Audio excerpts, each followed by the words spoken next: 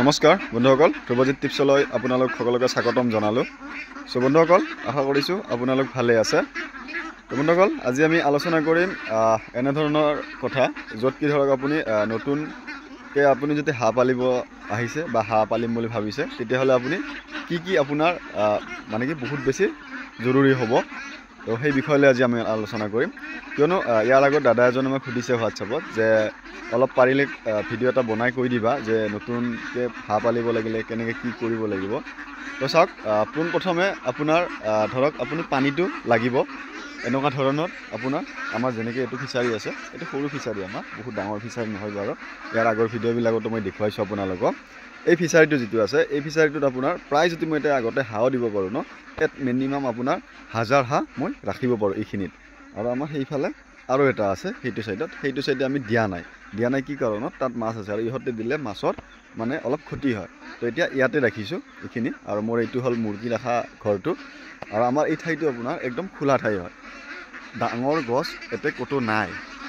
আপোনাৰ আশে পাশে ফাৰ্মত মানে কি ধৰক ডাঙৰ গছ থাকিলে কি হয়, আপোনাৰ ধৰক বহুত বেছি ছায়া পৰি থাকিব বা ৰ'দ নপৰে। এতিয়া ৰ'দটো বহুত বেছিকৈ লাগে।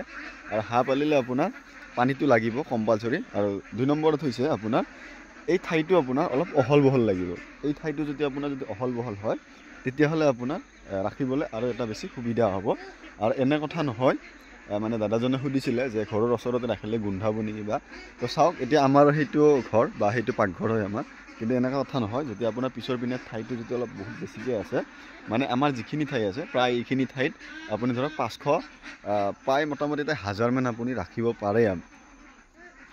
কিন্তু এতিয়া 1000টো মই ৰখা নাই বাৰু, 500, 550, 700 এনেকুৱা হিচাপত ৰাখিছোঁ। তো এইখিনি ঠাইত আপুনি প্ৰায় 1000 মান ৰাখিব পাৰিব, যিখিনি ঠাই আছে। আৰু এই ঠাইটো আপোনাৰো ইয়াৰ ওচৰত কোনো ডাঙৰ গছ নাই, এই সৰু সৰু কলগছকেইডাল আছে এইকেইডাল। আৰু এইফালে আছে আমাৰ পানীৰ টেংকিটো। গতিকে ইয়াত ৰাতিপুৱাৰ পৰা মোৰ সম্পূৰ্ণ ৰ'দ পৰি থাকে এই ঠাইখিনিত। যি গতিকে হাঁহে বহুত বেছিকৈ পানী পেলায় বা খালেও এই পানীবিলাক ইয়াত আছিলে, এইটো শুকাই আছে। যি গতিকে এতিয়া ৰ'দ আছে বঢ়িয়া। আপোনাৰ ৰ'দ পৰাৰ লগে কি হয়, ইহঁতে যেতিয়া পায়খানা কৰিছে এইবিলাক শুকাই গৈছে। আৰু শুকাই যেতিয়া যাব, এইটো কোনো মানে গোন্ধ চোন্ধ নোলায়। আৰু ঘৰৰ ওচৰত থাকিলেও আপোনাৰ কোনো অসুবিধা নাই, আপোনাৰ চেন নলয়। আৰু আমাৰ ইয়াত টেপ লগাই দিছোঁ মই ধুনীয়াকৈ। ইয়াতে টেপ আছে, পানীটো ইয়াৰ পৰাই মই ইহঁতক ইয়ালৈকে দিওঁ। বাকী মটৰৰো সেই লগা আছে ধুনীয়াকৈ। কোনো চেন টেন ওলোৱা নাই বা আমি পোৱা নাই। অলপ চাফ চিকুণ কৰি যি গতিকে মই নিজে ৰাখোঁ। আৰু আপোনাৰ 3 নম্বৰতে কি হৈছে, আপোনাৰ যিটো ঘৰত আপুনি হাঁহ ৰাখিব, সেই ঘৰটো পাৰিলে আপোনাৰ ফ্ল'ৰ হ'ব লাগে। এতিয়া মোৰ এইটো ঘৰ আগততো মই চাঙত ৰাখিছিলোঁ, এতিয়া মই ফ্ল'ৰ কৰি আছোঁ বাৰু। এতিয়া এইটো মোৰ ফ্ল'ৰ হৈয়ে আছে। এই যিটো আমাৰ এতিয়া বৰ্তমান আছে, এইটো ঘৰ আমাৰ ফ্ল'ৰ আছে। আৰু ফ্ল'ৰ হ'লে আপুনি ৰাখিবলৈ আৰু এটা বহুত বেছি সুবিধা হয়। যদি আপুনি সেই কৰি ৰাখিব যায়, ধৰক আপোনাৰ চাং যদি হয়, চাং হ'লেও আপোনাৰ ঢাৰি চাৰিবিলাক লাগে বা বহুত বেছিকৈ লেতেৰা হৈ যায়, বা আপোনাৰ ধৰক ডেইলি চাফা কৰিব লাগিব। আৰু ফ্ল'ৰ হ'লে টেনশ্যন নাথাকে একো, আপুনি ফ্ল'ৰত ধুনীয়াকৈ ৰাখিব পাৰিব। আৰু যদি আপুনি ধৰক চাঙতো ৰাখিব পাৰে, তাও ৰাখিব পাৰে, অসুবিধা নাই। কিন্তু ফ্ল'ৰ হ'লে ৰাখিবলৈ অলপ সুবিধা হয়, কষ্টটো অলপ কম হয়, মানে কি নিজৰ লেবাৰটো অলপ কম হ'ব। আৰু বাকী এই যি ঠাইটো আছে আপোনাৰ, এই ঠাইটো আপুনি এই যিবিলাক ইহঁতে মানে কি ইয়াত লেতেৰা কৰিছে, এইটো আপোনাৰ যদি বাঁহেৰে ঝাৰু মাৰি দিওঁ, এই ছাইডটো ধুনীয়াকৈ চাফা হৈ যাব।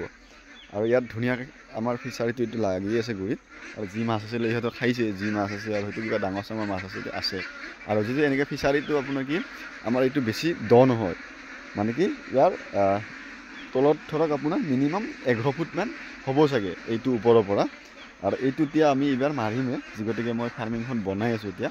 এই ফিচাৰীটো আমাৰ কমপ্লিটলি এইবাৰ মাৰি দিয়া হ'ব, য'ত কি ফাৰ্মখন ফিক্স কৰি বনাম বুলি মই মানে বাজেট লৈছোঁ এইবাৰ। তো এতিয়া সেইকাৰণে এইটোতো আমি এতিয়া মানে নকৰোঁ আৰু। কিয়নো এই ফিচাৰীটোত আপোনাৰ হাঁহ ৰাখিব লগা হ'লে মানে কি পানীৰ বহুত বেছিকৈ পানী থাকিব লাগে, তেতিয়া আপোনাৰ ভাল। যদি পানীটো বোকা আহি থাকে, তেতিয়া অলপ মানে দিগদাৰ হয়। তো সেই হিচাপত আপুনি হাঁহটো উঠাব লগা হয়। আৰু বাকী ইফালে আপোনাৰ ঘৰটো হৈছে কি আপোনাৰ চালি দিলেও একো নহয়, বা চালি হওক বা প্লাষ্টিকেৰেও বনাব পাৰে, যেনেকৈ বনাব। ৰাতি বৰষুণ নপৰিলেও আমাৰ এতিয়া হাঁহ কেইজনী আপোনাৰ নিজে সোমাই থাকিলে, আৰু ইহঁতে ধুনীয়াকৈ নিজে সোমাই, ধৰক আপোনাৰ খেদিব নালাগে। ইহঁতে গধূলি হ'লে হাঁহ আমাৰ এইকেইটাই নিজে সোমাই যায়। আৰু এতিয়া ইহঁতে পূৰা পোহন লাগি গৈছে, মানে কি আপোনাৰ ফাৰ্ম বা সেই বুলি নহয়, এতিয়া ঘৰৰ হিচাপত সিহঁতে থাকে। আৰু বহুতে ফাৰ্ম বুলি কয়, কিন্তু সেনেকুৱা নহয়। এই ইহঁতে বহুত বেছি চিঞৰ বাখৰ কৰিছে।